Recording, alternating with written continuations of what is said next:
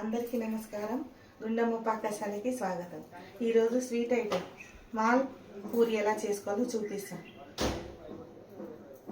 ముందుగా స్టవ్ వెలిగించి గిన్నె పెట్టుకుని అందులో ఒక కప్పు పాలు, పచ్చిపాలు వేయండి.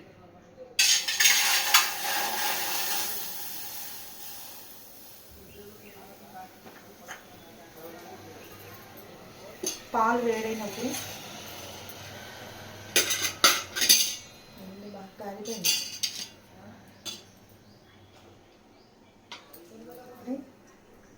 కొద్దిగా మిల్క్ పౌడర్,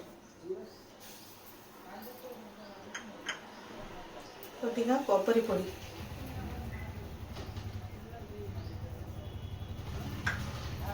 నేను చక్కెర, ఇలాంచి, యాలకులు వేసి మిక్సీ పట్టుకున్నాను. అది కొద్దిగా దీంట్లో వేసుకొని కలుపుకోవాలి. ఇలాగా ఈ మొత్తం పిండి దగ్గరకు వచ్చేదాకా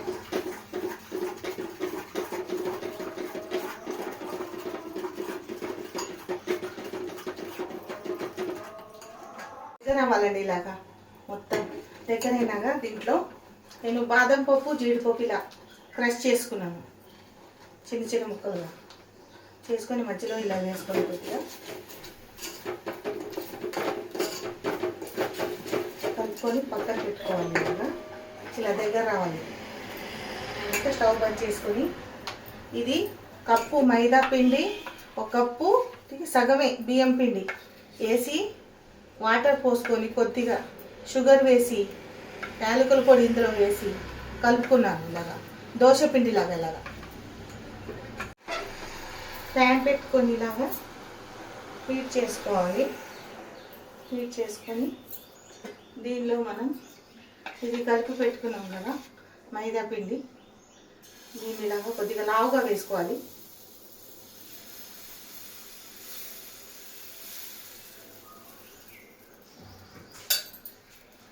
లావుగా వేసుకొని నెయ్యి ఒక 2-3 డ్రాప్స్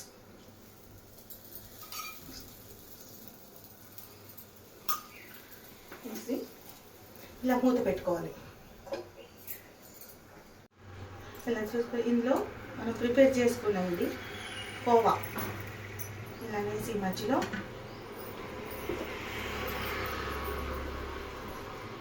స్ప్రెడ్ చేసుకుందాం.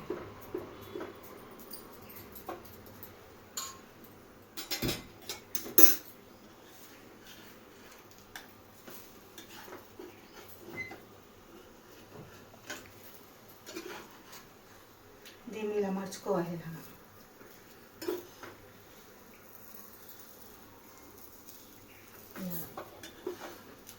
మర్చుకొని ప్లేట్లో తీసుకుందాం. ఇలా చేసుకున్న దానిపైన షుగర్ సిరప్ కొద్దిగా